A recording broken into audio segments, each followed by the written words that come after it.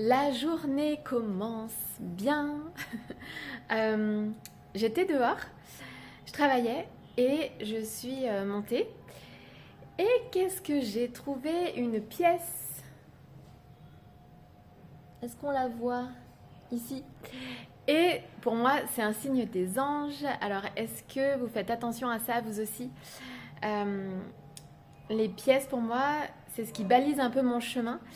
Et donc, pour moi, c'est un signe avec, une connexion avec le monde angélique qui nous soutient, qui nous protège, qui nous aide, qui nous accompagne au quotidien.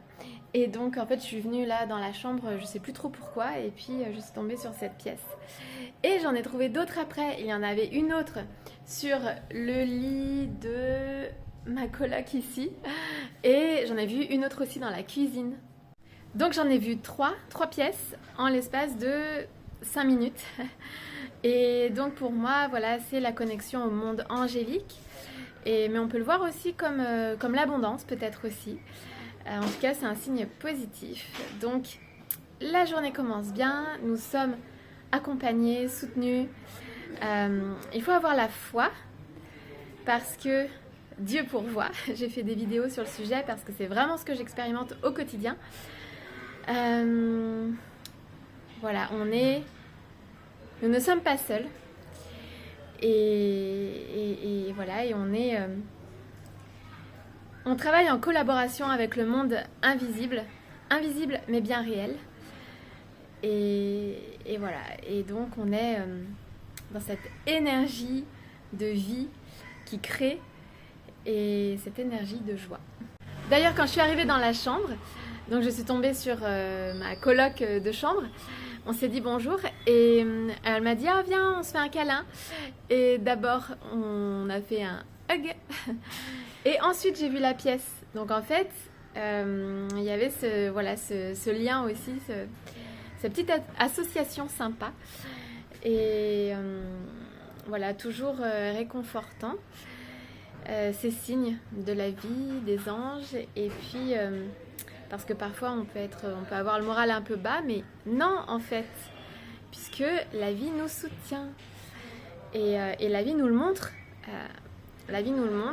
Voilà, il suffit de le voir et d'en prendre conscience. Quand je vous dis que Dieu pourvoit, voilà. Ça se passe encore. Là, je suis dehors à l'auberge de jeunesse, donc dans l'espace de travail, parce que je vais mettre des vidéos en ligne.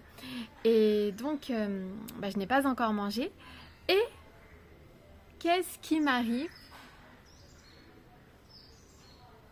Un repas.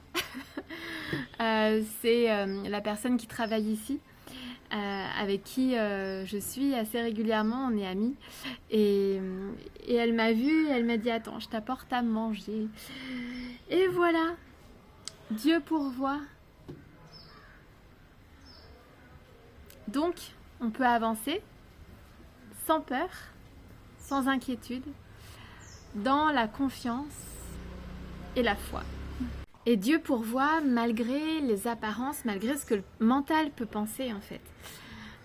Parce que là où je suis, en fait, la nourriture n'est pas incluse. Et ça, c'est quelque chose que j'ai expérimenté aussi, que j'expérimente. Des choses nous arrivent inattendues. Et en fait, le mental ne peut pas comprendre ça puisque ça fait partie du domaine spirituel. Et voilà, donc en quelque sorte ça fait partie de la magie de la vie, on va dire. Et voilà, et donc Dieu pourvoit à nos besoins puisqu'en fait on fait tous partie de la vie et Dieu sait ce dont on a besoin. La vie prend soin de nous. Bon, je dis Dieu, mais pour parler de l'énergie de vie en fait. En fait, quand on suit notre âme, notre cœur, en fait, on suit ce pourquoi on est fait. Donc évidemment, tout s'ouvre et on reçoit l'aide dont on a besoin, le soutien. Et je voulais dire autre chose. Oui, et en fait, ce qui paraît impossible devient possible. c'est l'impossible, l'unité possible, puisque finalement on s'unifie avec soi-même en quelque sorte. On est en contact avec notre être profond. Et donc, en fait, on s'unit, on exprime qui l'on est réellement. Ce qu'on est venu faire ici, on exprime nos potentiels, on les développe. Et donc, on s'épanouit et on contribue au monde. Et quand j'étais à l'ashram Dhamma, quelqu'un m'a dit, quand on contribue au monde, la vie nous aide. Il y a les cadeaux de la vie, que l'on perçoit réellement comme des cadeaux, comme là le repas qu'on vient de m'offrir. Et il y a aussi les cadeaux cachés, donc percevoir le positif derrière le négatif. Et donc là, c'est un entraînement, voir le positif derrière ce qu'on peut juger de négatif. D'ailleurs, ça m'est arrivé récemment, là j'ai fait une vidéo qui est sur YouTube pour montrer un peu, et en fait là récemment j'allais manger dans un resto local qui est près de l'auberge de jeunesse où je suis, c'est un resto où je vais souvent, et donc à Varkala, et en fait c'était fermé, il n'y avait pas de resto autour, j'avais très faim, et en fait je suis allée dans un autre quartier, donc beaucoup plus loin, et ça m'a permis de vivre toute une aventure cet après-midi-là, de rencontrer des gens, enfin voilà, plein de choses ont découlé de cette situation-là, du fait que le restaurant où j'allais habituellement était fermé. Ça rejoint donc l'expression un mal pour un bien, et ça rejoint aussi une discussion que j'avais eue avec un ami à Fort Kochi. En fait, il me disait, dans la vie, tout est équilibre. Donc, puisque, la loi de la vie, c'est l'équilibre. Donc, si on voit quelque chose négativement, en fait, il y a toujours le pendant positif du négatif. Et donc, l'idée, c'est de trouver quel est le positif dans une situation, puisqu'il y a forcément l'équilibre. Donc, il y a forcément quelque chose de positif dans quelque chose de négatif. Et je trouvais ça intéressant de voir les choses comme ça, puisque c'est une loi universelle, hein, c'est l'équilibre. Donc, et donc, c'est un entraînement de voir ce positif, et ça permet de voir les choses autrement. Et l'image du resto fermé, je viens d'y penser, une porte est fermée, mais une autre est ouverte. Ne l'oublions pas. Voilà, donc ce lieu était fermé, mais autre chose était ouverte. Et c'est toujours comprendre que si une porte est fermée, une autre est ouverte. Elle est déjà ouverte en fait, hein. Sauf qu'on ne la voit pas parce que, encore une fois, le mental, il se fige sur la porte fermée. Il ne voit que la porte fermée. Mais si tu détournes ton regard de la porte fermée, et bien là, tu t'ouvres à autre chose. Tu regardes ailleurs, donc tu vois l'espace qu'il y a. Tu vois toutes les autres possibilités. Et là, tu vois là où les portes ouvertes.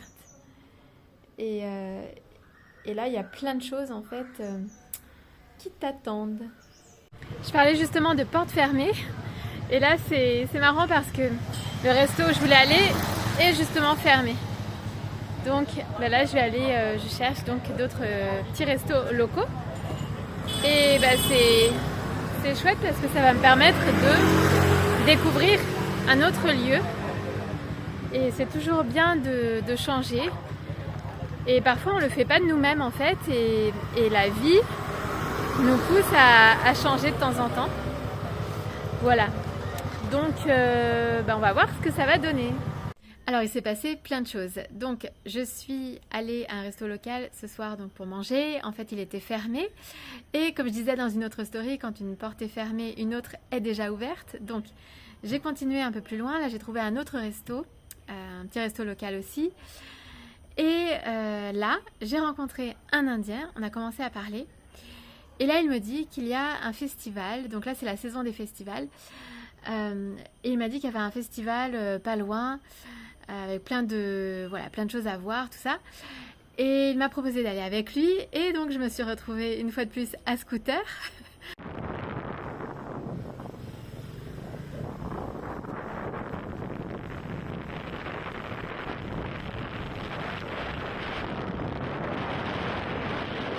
Et on est allé à Edava, donc c'est une petite ville qui est juste à côté de Varkala. Et donc j'ai passé la soirée avec lui à ce festival, j'ai vu plein de choses, dont des personnes qui marchaient sur le feu, je ne sais pas si c'était des moines, enfin voilà, plein de rituels, plein de choses géniales. Donc complètement inattendu et ça m'a reconfirmé ce que je disais cet après-midi, quand une porte est fermée, une autre est déjà ouverte. Et donc ne pas rester figé sur la porte fermée parce qu'en fait il y a autre chose qui nous attend, qui est encore bien mieux.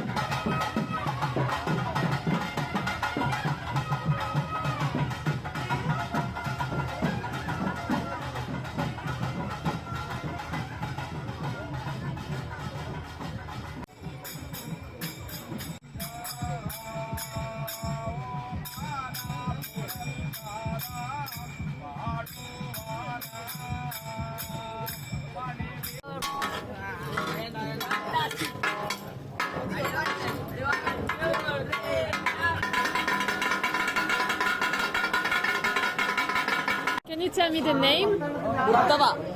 Murtava. With the chicken. Chicken and Cabbage. You know the onion, garbage, yeah? Perota, with perota. Oh, Maggi with parota. Is it from here? Yes. Every vegetables are included. Kottu parota. Oh, thank you.